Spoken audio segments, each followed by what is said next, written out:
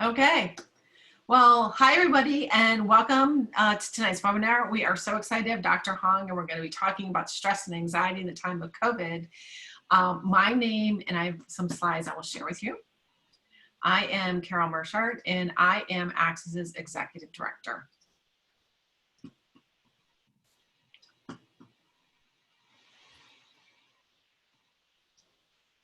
So welcome so much. Thank you so much for being here.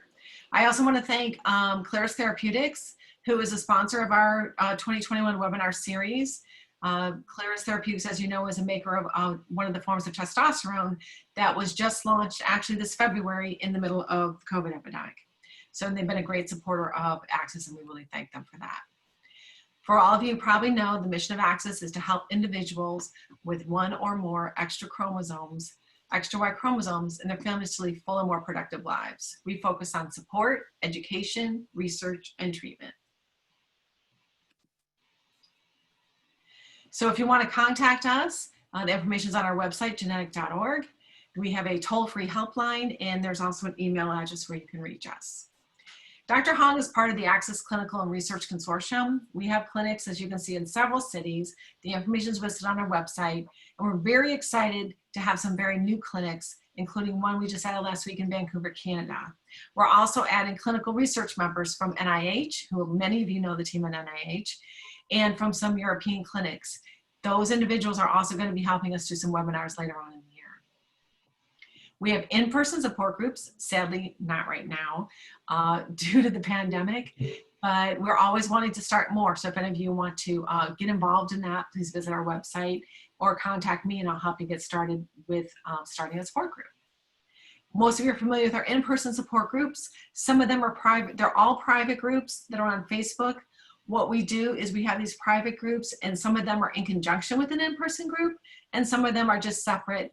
So we can either meet based on where we live geographically and sometimes we're meeting on the condition of the individuals we're trying to support. We have a helpline. Anyone can call our 800, it's an 888 number, and you leave a message or email helpline@genetic.org. We have trained volunteers who respond to these queries, and we pair individuals with a caller with a peer. So someone with a prenatal diagnosis can talk to someone who had a prenatal diagnosis, or a specific situation, legal, educational, whatever that is. And we try to direct people to resources. We have a series of brochures, which we're happy to mail to you. You can share them with your doctors, therapists, friends, family members. If you need them, just email me and we're happy to send them to you. We have a great library on our website with all types of information about different genetic variations and resources, education and legal. So please make use of that. We're adding new material to that all the time. I'm really excited to talk about upcoming events. So this is one of the webinars in our series. This Saturday, we're starting something new. It's a pilot. It's a positive self-expression group for XXY adults. It's meant to be different than a typical support group where we're talking about our issues and problems. And this is something to practice our social skills and also just keep a positive note, which I think a lot of us need now. So we're gonna, you can look online for that or email me for more information. And our next webinar is going to be Klaus Grabhold, who is one of the newest members of the ACRC. And he's going to be talking about his paper, The Epidemiology of Sex Chromosome Abnormalities. And part of the series, Dr. T, who we all know and love, edited a journal with a whole series that was just on our sex chromosome variations. And so we're going to be presenting those papers to you by the scientists and the doctors who wrote those papers. So we'll be able not to just get the research, but then hear from the people who wrote it. We're very excited about that. Also want to let you know that these webinars, and you can see Dr. Hong's last webinar on there, we post them on a YouTube channel. So it's a great resource for you. We have over 100 webinars and recordings from past conferences on all sorts of topics. And all of this, as everything else we do, with the exception of our in-person meeting, is free. So these webinars are recorded and we put them in the archive, and this archive is on the YouTube channel. Also, everyone who's registered today will get a link to the recording of this webinar when it's done. Also want to announce that our family conference, which we hold every other year, we're going to do it next year virtually. We think that's the safest thing for the members of our community. We have a mini conference website, as we did for the 2019 conference. We'll keep putting information about there. We're always happy to get your ideas. We're also happy to have people who want to volunteer and help us put this together. So stay tuned for more information as we get closer to the date. And now, without any further ado, what I'd like to do is introduce Dr. David Hong, who's a child psychologist at Stanford and a member of our ACRC. Welcome, and thank you so much for being a part of this, presenting this webinar. Thank you so much, Carol, for having me, and to AXYS and to Rick for providing the technical support. It's really a privilege to be able to do something like this, especially in this time, and it's an opportunity to all using technology. So I will share my screen so I can go through some slides with you guys. I'm really excited about the new webinars you have coming up. Dr. Gravholt is incredible. And, you know, for those of you who aren't in medical research, the Scandinavian registries are the gold standard for how to measure epidemiological principles. So I'm going to try to make that talk. It's exciting.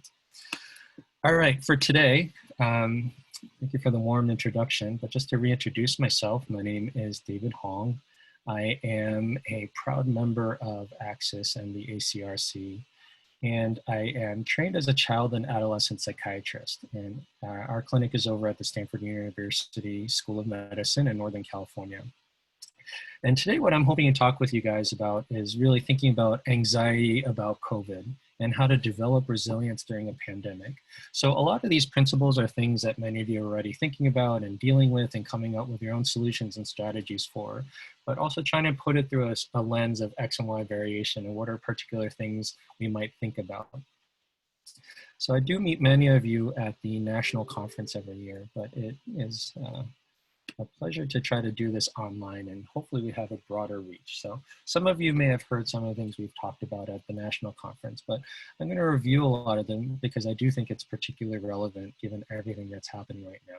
So what we'll review today is this idea of worrying versus anxiety.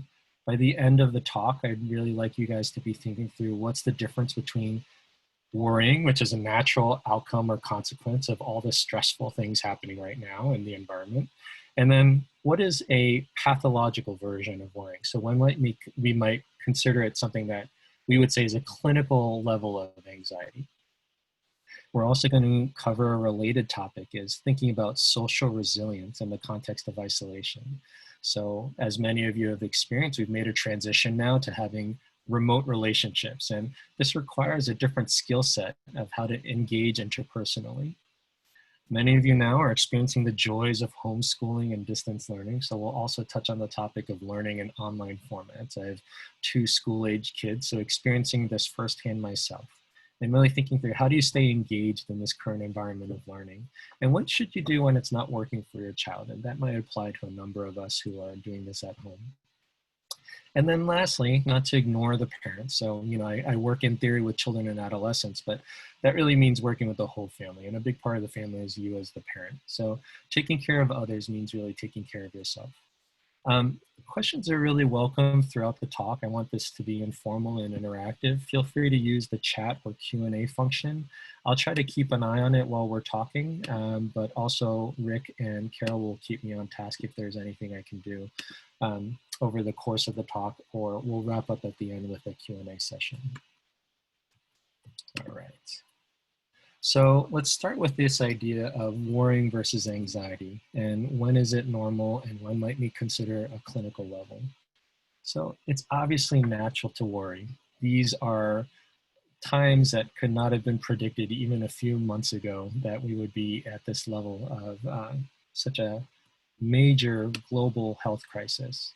And what has happened is that we have a great degree of uncertainty.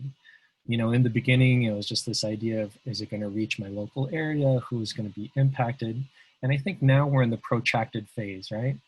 When is this going to end? Are they ever going to find a vaccine? There's so many unknowns out there. And all of that unknown, all those unknown questions leads really to this lack of security in our sense of self, and particularly for our children. And then as if things couldn't get any more complicated, we're having simultaneously a number of other things. Here in Northern California, we're experiencing, as a result of these freak lightning storms last week, a number of forest fires in the whole region.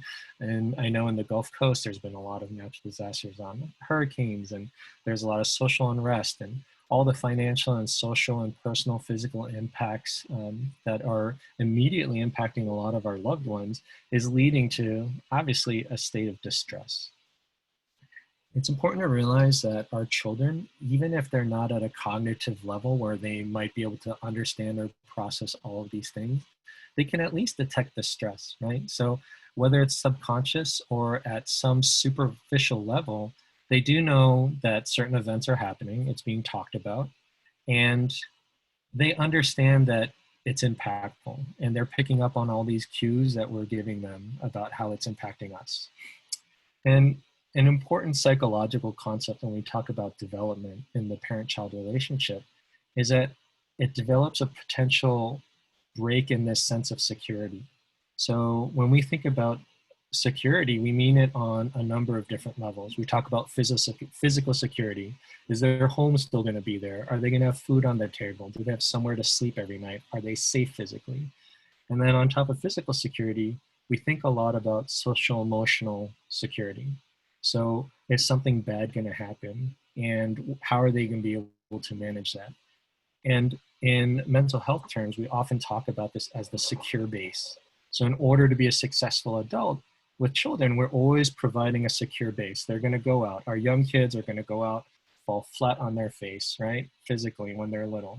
When they're school-age kids, they're going to have a negative interaction for the first time where they did something wrong, or they lied about something, or got into an argument in school. With teenagers, it's going to be rejection from a peer or from in a romantic relationship, all these sorts of things. And it's this idea, as long as they have a secure base with you, that they're able to manage these stressors and know that, okay, whatever bad thing happens, I'm going to have this thing that I can rely on that I've internalized, right? And so whenever you have a major stressor like a pandemic, you want to make sure that sense of security is still being established.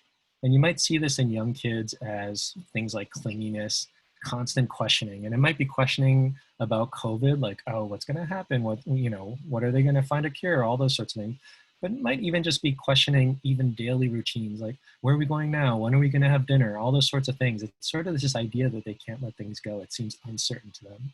There might be physical symptoms. You might see things like irritability, changes in appetite, poor sleep, and it might come out in the interaction of your behaviors. So oppositionality, testing rules, testing limit setting, or expectations. And you'll see often with teenagers and young adults that, they're developmentally more sophisticated. So on a cognitive level, they can have a more explicit understanding of all these events happening in the world. And on some level, they might have similar symptoms to younger children, where they might have these physical signs of irritability, some of that oppositionality, changes in sleep and appetite. But they might also have a more mature way of expressing themselves about worrying about things, anger about things going on, feeling despair about certain events, right? So these are all coming out, and it's all developmentally appropriate. And, even as adults, we are often challenging and questioning all the things that are happening in the world right now. So it comes back to this idea, of there's a developmental task that we can do to provide as parents is in managing worries to reestablish that sense of security. And what we recommend with a lot of our kids and adolescents is to really be able to acknowledge all these life events that are happening and helping them process it, right? And the key point I want you to take away is making sure to do this in a developmentally appropriate way. So you're obviously going to do something different. Those of you who have preschool children, you're going to gauge their level of how much information they can process and do it in a way that makes sense for them versus kids who have teenagers or young adults who can obviously process the information in a more mature way. So this may be as simple as just providing facts and just helping them understand different things about what COVID means, what are the impacts it's having on your family or local community, and helping them, particularly with younger kids, establish this cause and effect relationship. It's easy for kids who are younger to have sort of this magical relations, right? Like just thinking like, oh, it's something that I did, or there's no real relationship between what has happened and what impact how can I impact the outcome? Or how can we as a community or society impact the outcome? So really thinking through, particularly as a scientist, really thinking through, there are scientific steps that this process goes through that will ultimately lead to a positive outcome for us once we develop things like vaccines or preventions. Really concretely, I also like to give resources to the families that we work with in clinic. And there's some nice resources that have been developed even in the past few months that are geared specifically towards COVID. The American Psychological Association has a book like this, A Kid's Guide to Coronavirus. I have a link here, but it's a PDF that you can just download. And if you just do a quick search, there's a number of other medical institutions that have also been developing these guides. And it's really very simple sort of books that are talking through what a virus is and how you get sick, how you get well, how to prevent getting sick, all those sorts of things. When we talk about anxiety or worry, we often also talk about having family time or one-on-one time. And I realize that's incredibly challenging right now, but it's really this idea that, rather than having a lot of low quality engagement throughout the day, it's really carving out, even within this day of all of us spending all this time together, a specific amount of time. If you have more than one kid, allocating maybe 15 or 20 minutes where it's just that special time of one-on-one between you and one of your children, and then switching to another, those sorts of things. Or even having family time. I know at the end of a busy day of all being on top of each other and doing Zoom calls and whatnot, maybe the last thing you want to do is kind of spend more time together. But it may be more constructive to have a walk together or to play a game rather than everyone sort of going off to their rooms and doing screen time. Another thing that we really encourage when all of our routines have been disrupted is to be as consistent as possible of maintaining routines. So really mimicking as much as possibly what their day would have looked like pre-COVID, or developing new routines that fit your current family. This is also an opportunity now particularly for worrying, is to learn and practice new behavior regulation skills. So a way to think about this is really mindfulness, being present in the moment and observing your own sense of what's happening internally. This might be as easy as teaching your kids breathing exercises, teaching them visualization exercises, or even something as explicit as labeling emotion, right? So a lot of times, especially with younger kids, they know they have something that's distressing, and it comes out, like I mentioned, with a lot of those physical symptoms.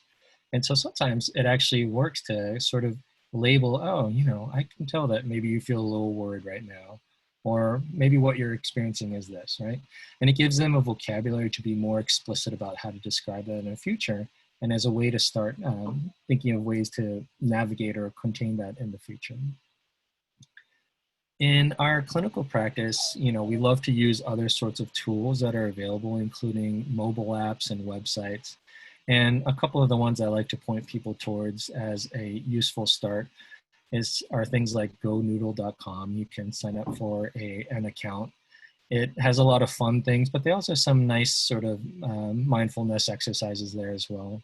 If you're willing to pay, a lot of these have subscriber models now, but things like Calm and Headspace are also useful apps to try things around bedtime routines, breathing exercises, all those sorts of things. So these are all circumstances where you might have worrying just as a natural consequence of all this distress. And as a clinician, one of the things I want you to think about is what is actually a clinical level of anxiety. And some of the symptoms that we look for something that we call generalized anxiety disorder are really seeing that your kids might constantly feel nervous, they're very on edge or irritable all the time. And they may have really frequently these physical symptoms. So when they're starting to feel anxious, they start breathing really rapidly, they're sweating and trembling. And they might feel tired or exhausted all the time. You might also see things like gastrointestinal problems, upset stomachs, diarrhea. And especially for kids who have more of the social anxiety piece, those sort of Monday morning headaches right before the school week starts again, or before you go into a stressful situation, having all sorts of somatic symptoms. Those might actually be signs that your kids are really worried about this upcoming event.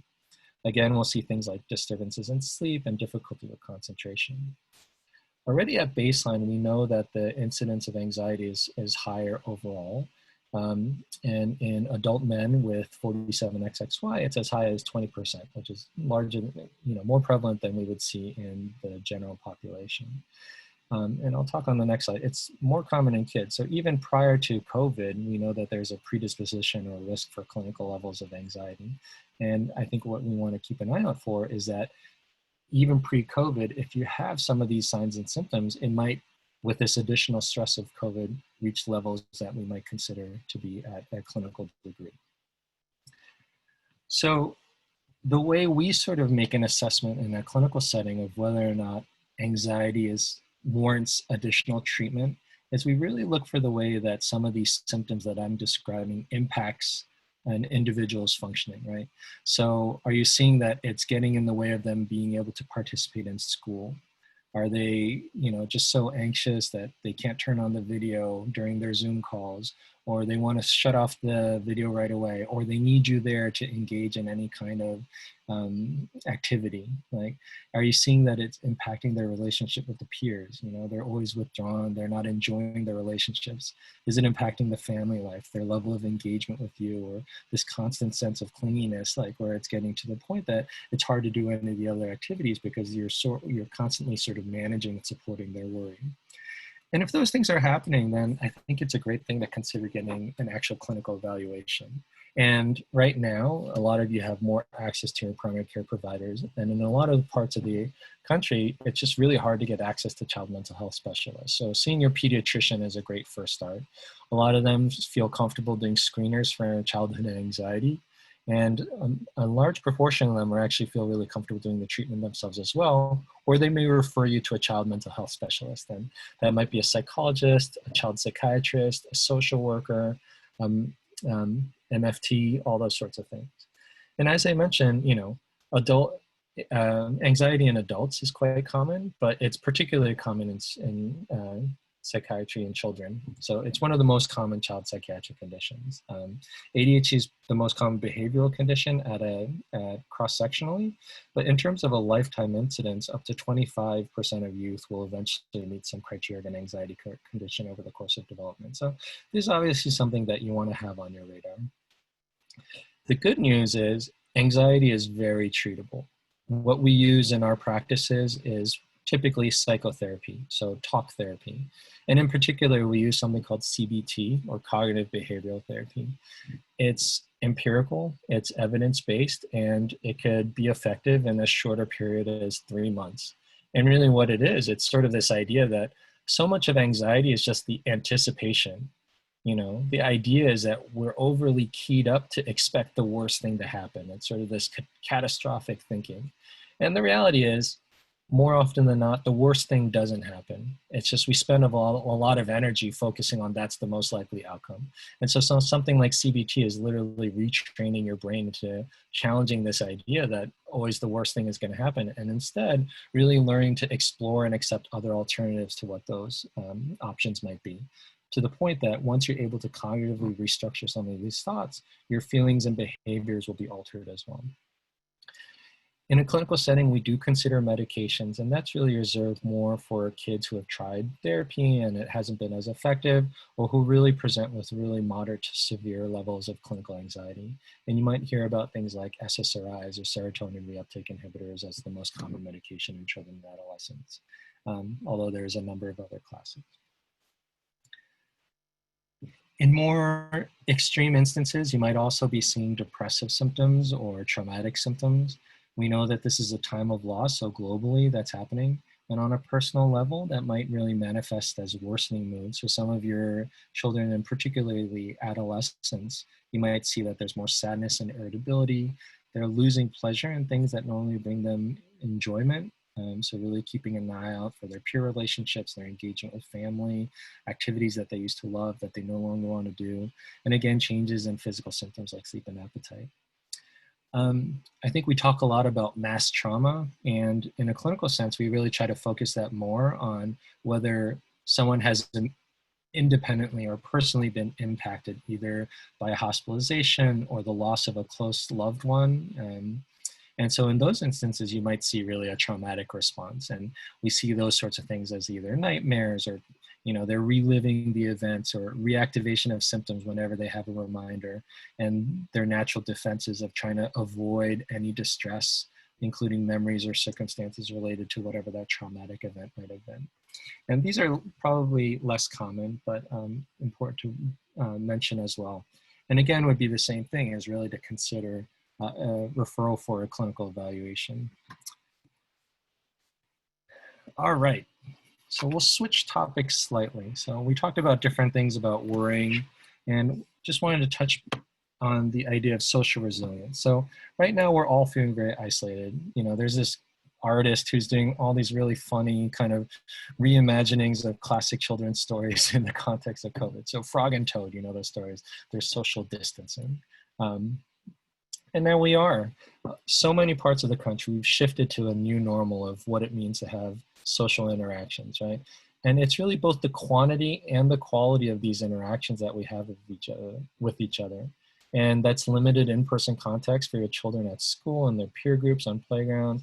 Everyone's constantly wearing masks. There's a removal of a lot of social activities that give them the most sense of enjoyment and a sense of accomplishment, whether it's any kind of extracurricular, school, sports, Girl Scouts, anything, right? So for a lot of our kids, this has been incredibly challenging. And particularly those kids that are highly socially motivated, they're really struggling with missing their friends. And any of you have teenagers, this is probably the most obvious thing that's happening, right? Like developmentally, it's appropriate for them to really desire peer relationships. And, many of them would much rather be sequestered and quarantined with their friends than they'd want to be quarantined with their family members. And that's completely normal. And so we found in our clinical practice, this is actually the slice of our population that's struggling most with a lot of these changes that have come with social isolation. And in fact, a lot of the younger kids have been enjoying the extra family time and parent time that they're getting. So, we've really been having challenge to think creatively about ways to substitute activities, whether it's finding pods or creating in-person interactions that you feel comfortable with, and having really structured family and sibling time like we had mentioned earlier. And it's important, I think, as we're experiencing with the teenagers that we see in clinic, is to really be careful in your consideration of the balancing what is the risk versus benefit, and both at a personal level for your family, but also at a broader community level for public health reasons.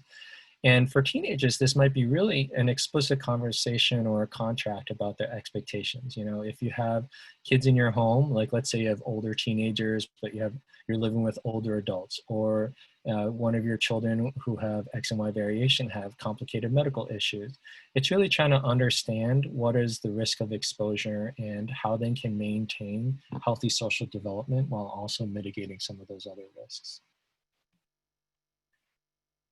And as we're switching over, like in a related concept, to a lot of in-person interaction, this is taking place in things like social media, texting, email, video games, where you still meet up with your friends online. One of the concepts that we have in social neuroscience is this idea of technology displacing authentic and live social interaction.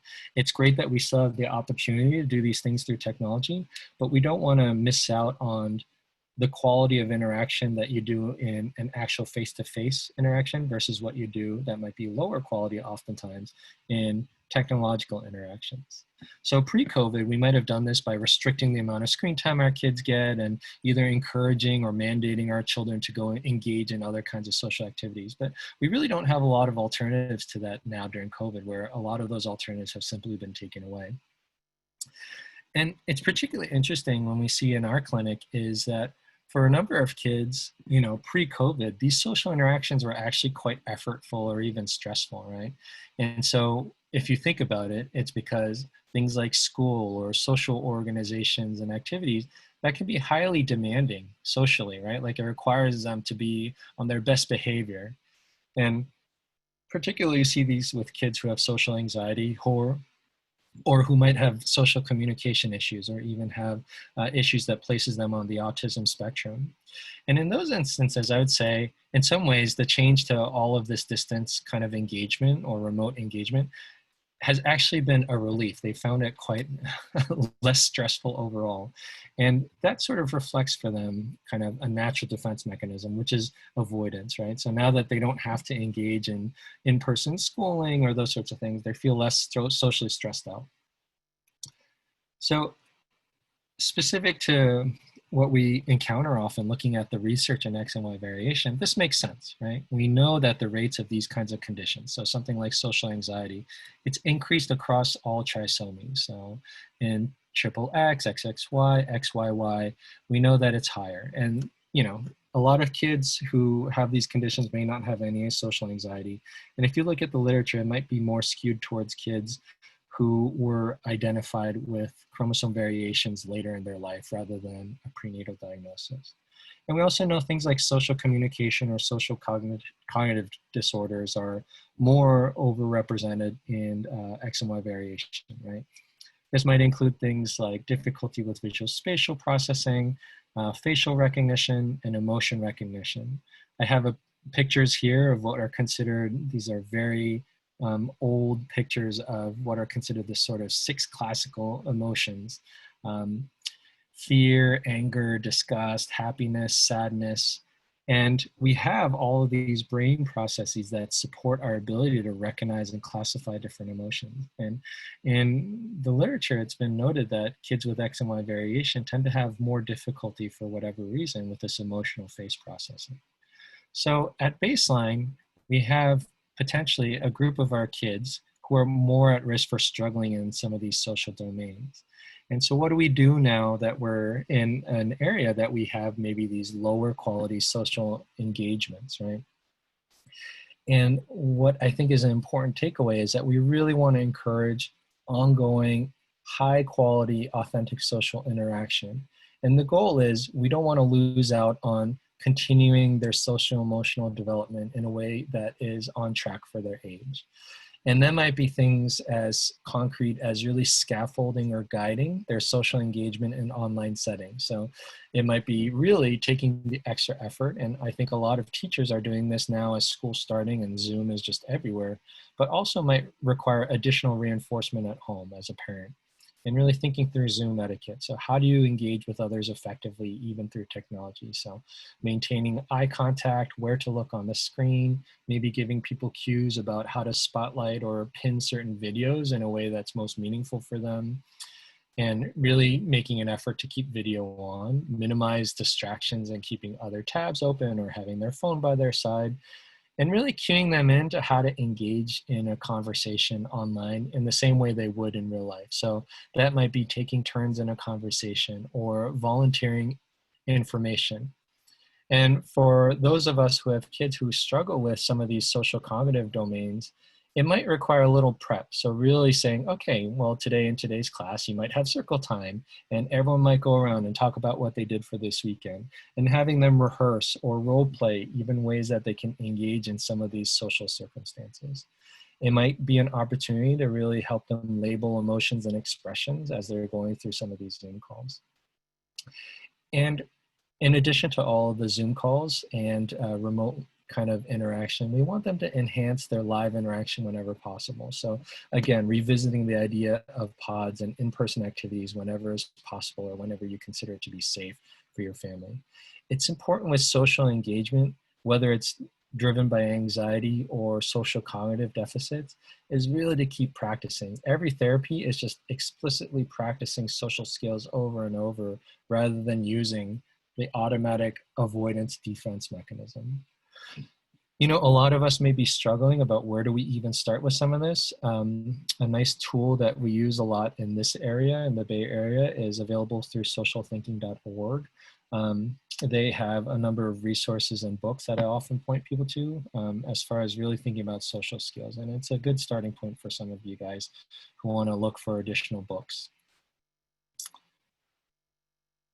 I think we should also reframe what's happening as an opportunity as well. What are the ways that we could potentially use technology to our advantage? And if there's any families here who are entrepreneurial or any technologists who are parents of children with X and Y variation, it's really an opportunity now to think about, okay, can we restructure the way we have guided social interaction for youth?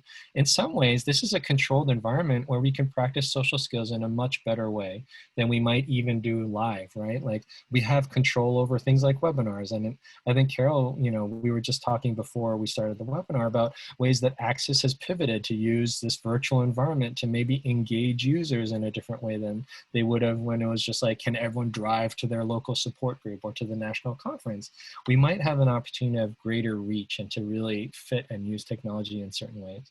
Can we use assistive technology to enhance social communication? There's some really exciting research being done out there about using AI or artificial intelligence to have sort of like a sidebar where people are cued in, where there's these facial recognition technology that helps kids recognize, oh, someone has an angry emotion right now, or they have a disgusted emotion or a happy emotion. And so can we provide sort of an augmented sense of engaging with something like video or Zoom? And, I'm really hoping that some of these tools, now that we've all switched wholesale to things like remote engagement, these might be available sooner rather than later. All right, moving on to the idea of learning in online formats. So many of you are experiencing now the joys of homeschooling, and here in California, a lot of the school districts have started school just in this past week. So I'm experiencing this again firsthand myself with my own children. And you'll know distance learning is a challenge. Many of us have not been trained to be teachers. And so, I found a lot of funny memes keep popping up in my Facebook feed or get sent to me about just how much we're really struggling with having to do all these skills. And I think it's given us a new appreciation for teachers and being able to manage a classroom when it's hard to manage one or two kids at home alone, right? But it comes with an additional set of challenges, especially for those of us who have kids who have any kind of learning challenges or behavioral challenges, including disruptive behavior, right? Distance learning, the definition of this format is that it requires a certain degree of independence. So a school will allocate a number of resources, and there's also quite a bit of peer and social reinforcement to encourage certain productive behaviors to engage in learning. And it has been challenging, I think, for a lot of families, so you've gotten a taste of it in the spring, is to recreate all of those things on your own in the home environment. And quite honestly, it may require a degree of independence and self-regulation that many students are not developmentally prepared for. So those of you with preschoolers or kinders or first and second graders, already it's developmentally normal not to have the ability to sit still for long periods of time and engage with a screen, right? Ironically, even the American Academy of Pediatrics, we would say, hey, really limit your screen time to less than 2 hours a day. And then here we are, and everyone's doing like 6 hours of screen time because that's sort of the new format, right? And so it's like we're in the new normal of trying to navigate these things that we never really would have encouraged before. And so this is doubly true now. The challenges associated with that, in addition to chronological age and development, is for kids who have learning disorders or ADHD. And we know in X and Y variation, learning challenges in ADHD are highly overrepresented. So some of our children with X and Y variations are doing great in school. Congratulations, right? Just don't tell anyone else who's struggling. That's like the last thing that we need to hear. On the other hand, we do know a lot of our kids are struggling with ADHD and learning, right? So if you look at the incidence of ADHD, Dr. Tartaglia herself put out this study where up to 58% of kids are actually meet what we use the DSM. It's sort of the handbook of how we diagnose psychiatric conditions. Up to 58% of her sample, they met criteria for ADHD based on the DSM. And this is on Parent Report. And that's as high as 36% in XXY, half of girls are XXX, 76% of XYY, and then 72% in XXYY. So in the typically developing population, the rates of ADHD are somewhere, anywhere between 5 and 10%. So we're talking anywhere between triple or up to 6 or 7 times what we would see in kids without X and Y variation. And also in learning conditions, this is highly variable. There's a lot of selection bias in the older studies of kids who are diagnosed because they were coming to the clinic with some other issue. But, it could be as high as 75% of youth with XXY meet criteria also for a language-based or reading disorder. So what you might be seeing at home is disengagement, you know, skipping schoolwork or even just not going to Zoom calls at all. And as a parent, this might manifest as you sitting literally next to them, making sure that they're able to get through their homework, getting through all of their Zoom calls for the day. It's quite a bit of what we call scaffolding. They can't be successful in the tasks that are demanded of them without all this additional support on your behalf. So what the system expects to be the norm for someone of that cognitive age, they can't meet those expectations without a lot of additional support. And in this current setting, that means support from you. And what our observation has been around here is that school districts are still figuring out what to do, especially with their kids who have previously been in some kind of special education or assisted educational support, whether it's reading specialists, etc. So if any of your kids had an IEP plan, like let's give all the credit we can to the teachers and schools, they're just still managing how to get all their curriculum online for their typical learners. And I think in a lot of instances, they haven't figured it out quite yet. It's like, what do we do with our learners who have additional needs, right?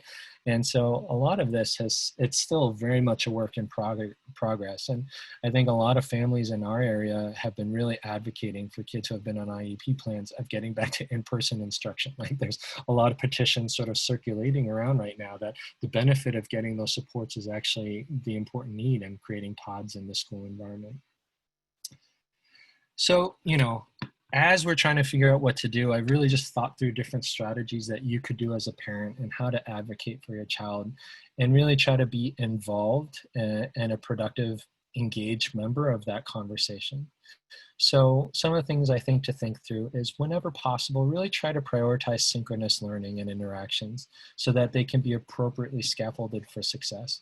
So a lot of what we might be doing as parents is to try to see if they can give you teacher support or aid support synchronously to do some of these activities that are being expected of them on a daily basis. And, you know, we are still relying quite a bit heavily on asynchronous learning, and it's really learning how to advocate to do that optimally. So whether it means recording the lectures for review again later in the day. So if you're busy or if they need to go over it a second or third time because they just can't read all the text that's happening, those are all things that, you know, you might want to advocate for in your IEP. And in a really organized school district, that might even mean having pre-recorded lectures, right? So the teacher's recording certain materials and you have this flipped classroom where your child might be reviewing some of the things that'll be presented in the next day's lecture so they can try to stay on task or on track with other kids in the classroom. I think it's really important now as we're moving away from structured IEPs to really think about getting regular feedback and assessment. So we have no idea how to monitor whether distance learning is working or not. We can just sort of say, hey, it's not working, this is broken. And so it means a conversation between you and your teacher. And then if that doesn't work with your special education specialist or even at the district level, is thinking through, okay, we're starting the school year. The spring was challenging for X, Y, and Z reasons. So based on these three sort of X, Y, and Z reasons, can we think of some ways to monitor how that will go over the course of this year, right? You don't want to be stuck in a situation where 6 months into the year or at the end of the year, you realize you haven't hit any of your academic goals because all of these things keep falling through the cracks. And so what I'd say is really encouraging to have either weekly or monthly check-ins, either with the student or with the parents of saying, okay, we're going to give each other feedback and sort of monitor these 2 or 3 most important goals that we have. And I would say it's important for you to come in and have some outline of what you think are benchmarks for successful outcomes. And also to think of some alternative solutions when you think those benchmarks aren't being met. And we want this to be a collaborative process. And I think that requires us to have some sense of realism or being pragmatic about what are really the academic goals you might accomplish this year during a COVID pandemic, right? And that is based, you have to customize that based on your own individual, your family, and your school resources. And so really thinking that through and trying to be as realistic as possible. And I do think AXYS might be a way for us to share some of those strategies. They have so many great resources of how to navigate an IEP plan and how to be, you know, I think we've all had experiences where often teachers and school districts and school psychologists have never heard of an X and Y variation before. And so you're often the one sort of coming in and explaining, hey, this is actually really common to have an issue with language-based, anything with reading or with writing. This is extra challenging. And so these are sort of recommendations that I would love for us to consider in our progress for this year, right?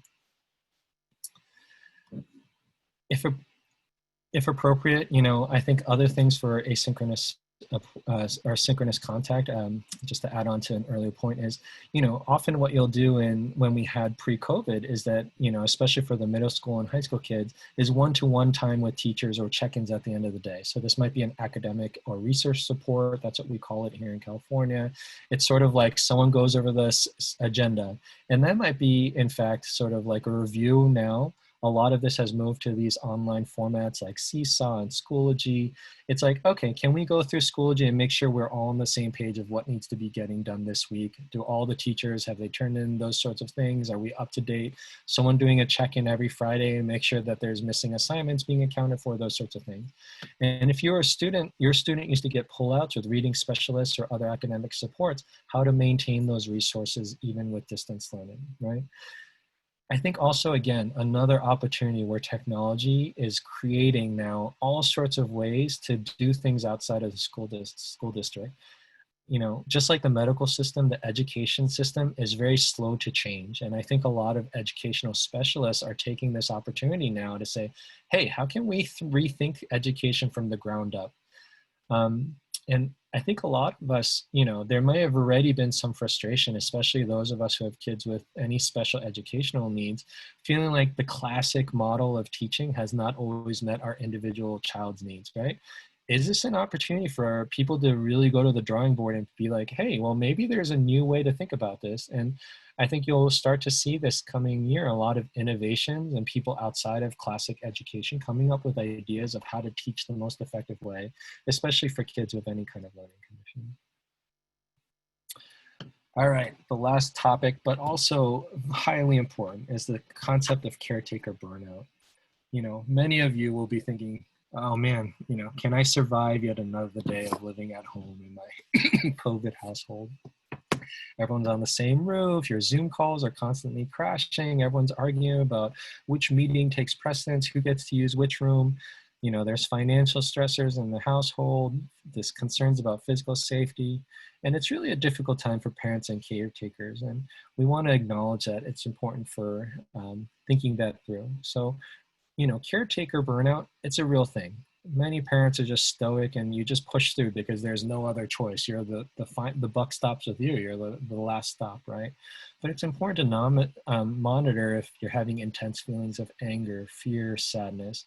If you yourself are experiencing these same physical symptoms of having changes in your sleep or your concentration, if you're having difficulty managing your own emotions, just a roller coaster of ups and downs, or yelling or lashing out at your kids or at your spouse, and you yourself are losing pleasure in your hobbies and activities, getting into a lot of negative sort of situations of getting negative feedback in your work commitments, or having conflicts with your spouse, or turning to things like substance use or alcohol more frequently than you would have before.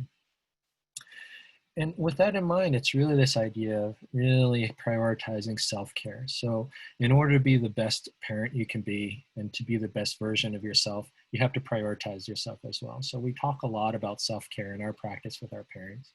And that's things as simple and as obvious but hard to do is maintaining daily rituals around sleep and nutrition, intake of water, like just very basic things. And I know it sounds very California and new agey, but these are things that we really need to really maintain wellness overall, right? So we know there's a documented effect of exercise that it increases a lot of kind of transmitters in our system that increases our mood and well-being. So whether you can do daily walks, having social accountability programs for committing to doing exercise on a regular basis, gyms now have moved to virtual programming, and also keeping in touch and enhancing your social network. So regular structured chats with your friends and family, creative ways of meeting with your own peer group in person, really continuing all your social and faith-based community activities to have the social support you need that you had prior to COVID that you can maintain during this period. And I can't emphasize enough that when we lose the structure to our day, it engenders more anxiety and inertia and worry. So really maintaining that normalcy for yourself and giving yourself clear expectations of what you can reasonably accomplish each day. Having very explicit conversations about division of labor now that everyone's at home. You're like quadrupling the number of chores and dishes and mess around the house, and having those conversations with members of your family and your spouse, and having chore charts and all sorts of things like that, right? And really practicing self-forgiveness and patience. So we know we're not having our best moments on a day-to-day basis with all the stressors going on. Again, practicing mindfulness and grounding exercises. And to the extent possible, when you have the resources to do so, is creating both time and space for yourself. So that might be creating shifts where you're trading off childcare duties with your spouse. So you have a certain 30 minutes that are sacrosanct, right? Like you can go and unwind and then come back and re-engage in the shared responsibilities of the house. When possible, creating your own space so that this is sort of your limited hands-off workspace where your kids can't come in, or it might be a personal space that's separate from the play and school areas or from shared family areas. And also really giving yourself a chance to disengage and take breaks from social media and news, things that are stressful. We know that those have a negative impact when you're already feeling vulnerable, that sometimes having more negative impact in news can make your feelings worse. So again, you know, those same apps that I mentioned before can be pretty useful for adults. So Calm and Headspace, these are all subscription models, but they have some light versions. My colleague over in the VA here in Palo Alto adapted his PTSD mobile app. It's called COVID Coach. And they also have a lot of great journaling and mindfulness tools that are embedded into this tool. It's called COVID Coach, and you can download it for free. I think it's the PTSD Center at the VA. I don't have the link here, but I could get that to you. But another way sort of just for you to keep doing some self-monitoring in your own day-to-day. All right, so I covered a lot of material. I'm sorry, the way my slides work, I wasn't able to keep track of the questions as I was going along, but I just really wanted to thank all of you guys for your attention. I know it's late in the day and there's a lot going on. And in the spirit of wellness, just to be mindful of the time, but staying safe, well, and healthy. And I will see all of you guys in the future. But I'll turn it over to Rick and Carol if you want to do some questions.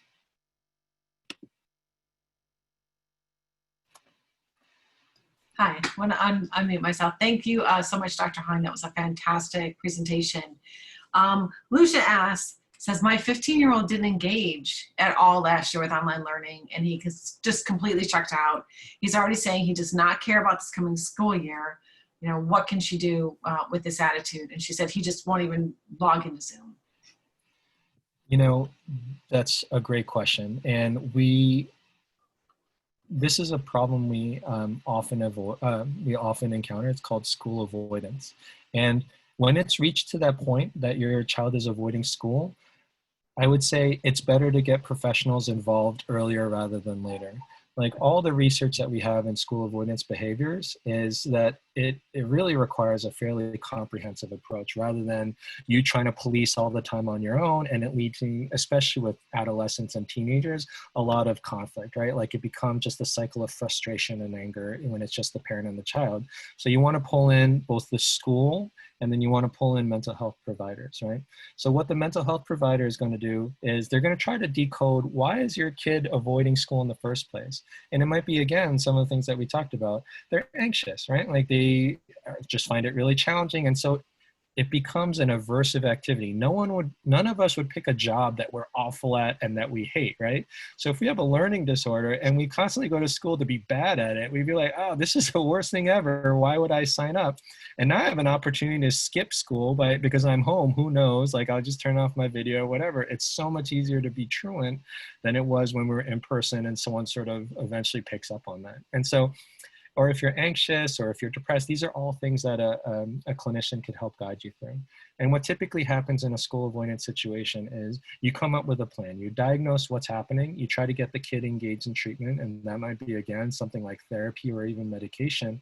And there's often a parent piece where a clinician will guide you through, okay, this is how we set up a behavior structure for an adolescent. It's obviously different from a kid. You can't just do these sort of consequences and rewards, but it is still in principle is like, you're going to try to keep reinforcing the desired behaviors and keep disincentivizing the negative behaviors, which in this case is skipping school.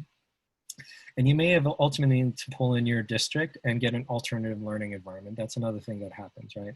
And that might be sort of different kinds of school environments rather than the traditional structure. But rather than waiting a couple months in and then realizing you have, no school under your belt, it's better to get some help now. So then the question is, how would you get a teen to do therapy when they just don't seem to want to do it when they're engaging in that avoidance? Yeah, this is a great question.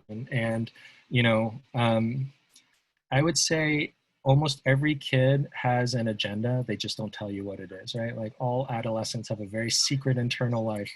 And what you want to do is find a therapist who can engage them on their own agenda. And we come in, we're like, this is so good for you, do it, right? It's sort of like, why, they're like, what are you talking about? But ultimately, a skilled therapist will be able to just be present for the kid and understand what is important for you and how do we get to your goal. And that goal might seem totally unrelated or distant to what your goal is as a parent. But by getting to that first goal of common agenda sharing, then that's how you develop the relationship to maybe do something together later. And I would say what we say with clinicians when I train my fellows is, you always be present for them, listen, hear what they need to tell you first, is also to practice that as a parent, right? So go and meet them where they're at. If they're just playing a bunch of video games, ask them about their video games. Like if they're just constantly on TikTok, see what they're doing on TikTok, trying to create sort of that space for positivity as a way to say, okay, now let's talk about, this is what I'm noticing. What are you experiencing? Can we talk to someone about this, right? It's tricky. I'm giving you very pat answers and it never works as simply as that. And, if it comes to it, meet a therapist and just go and do parent sessions as the starting point to just have someone guide you through like, what do I try next? That didn't work, right? Okay, thank you. That's great. Another question, someone asked about CBD oil and anxiety. Obviously that might be more for adults than children, but said a psychologist recommended it instead of using like an SSRI. So this is sort of the new Wild West. A lot of states have now legalized marijuana, obviously, and I think now a lot of researchers also are looking into what are medicinal uses of CBD. And I'll tell you, there's just not a lot of great research out there yet. And so at least at our institution, our general practice is that's something that you're choosing to do. We don't have a lot of informed ways of discussing that. There was one really pivotal study in autism about CBD being helpful as far as core symptoms. So I think a lot of families are interested. And I would say the scientific community is mostly reserving judgment for now. I would say the one key takeaway with CBD is there's not really any dosing strategy. We don't know how any of that works yet. We don't have any of these sort of FDA regulated dose response curves and how to prescribe it and all those sorts of things. So it's hard to say if it has an effect or not. I will say there's probably good evidence that THC as opposed to CBD might have negative effects, right? And so there's increased rates of THC exposure, increasing risk for things like psychosis or schizophrenia, those kinds of things. So if you are someone who's going to a dispensary and investigating those sorts of alternatives, we would say, please avoid anything with THC compounds. Okay, thank you. Appreciate that. I was typing notes because they asked me to email them the answer. Are there specific breathing exercises that you can recommend? And I think for kids or adults, right? Because as you talked about, whether you're a parent or not, this is really stressful and sometimes you need to take that for yourself. Yeah, there's lots of different strategies for breathing exercises. For kids, we use a lot of things called balloon breathing or square breathing. You can just sort of search these things up. It's just a very concrete, structured way to practice breathing in a particular format. It's really this idea that there's this concept called interoception. Like our body is constantly feeding up signals to us. And in a way we don't even recognize it, elevates our level of stress. So, we get anxious, we start to hyperventilate, and the hyperventilation, it's reducing our oxygen. And so it's sort of this cycle that's feeding into each other. So you can either cognitively damp down, like this top down, like, all right, don't be anxious because that's not a shadow of a lion or a monster. It's actually just like my dirty laundry sitting on the floor, right? You could do it cognitively, but the other way is to do it from bottom up. It's like, when I get anxious, my breathing gets out of control and it makes me more anxious. So when I start to practice breathing calmly, I won't get as anxious as I normally would. And that gives me time not to go into this red zone and think through all these other cognitive strategies. So yeah, I think it's great. Adults can practice more complex breathing exercises. You know, again, things like the Calm app, they have a bunch of different sort of like, you listen to the very soothing voice with a British accent sort of talking to you about how to breathe in and out for 5 minutes, things like that. So. Okay, great, thanks. Can we address using food or cigarettes or drinking alcohol, any like kind of substances that people sort of self-medicate with anxiety? Can you just comment on that a little bit? I'm sorry, can we supplement that? What was I mean, like, if people who are anxious are now, you know, the people have been joking that COVID-19 means the 19 pounds you gained. You know, or other people, you know, finding smoking and, you know, as you said, the memes, I've seen memes that talk about, you know, my teacher's drinking and, oh, that's my parent. So, right. Yeah. You know, I think it's a lot of the same things that we were doing pre-COVID, but now it's amplified, right? So we all have things that we find pleasurable, and that might be, like we said, you know, power to the people who find exercise pleasurable and they're ramping up their exercise right now. But for, you know, a lot of us, it's sort of these kind of guilty pleasures that we might have. And I think it's sort of monitoring that over time, some of these habits or stress management techniques are cumulatively positive and some are cumulatively negative, right? And so you'll often talk about moderation, and we want to do things in moderation. And when you're starting to realize that you may be doing things excessively, and that might even include something that we consider healthy, like exercise, is a feedback loop or red flag that maybe we are not able to self-regulate. So even as adults, we need to practice self-regulation when we're distressed, because we have a tendency to resort to sort of the immediate fight or flight thing, like what makes you feel good right now, you know? And so we pick those choices, and delaying some pleasure to a later time is a very difficult and mature thing to do, but something that we all need to practice. Okay. So obviously I'm going to recommend exercise. You know that it's good for you, than something like smoking or binge eating. Thank you. And those are all the questions that we were asked.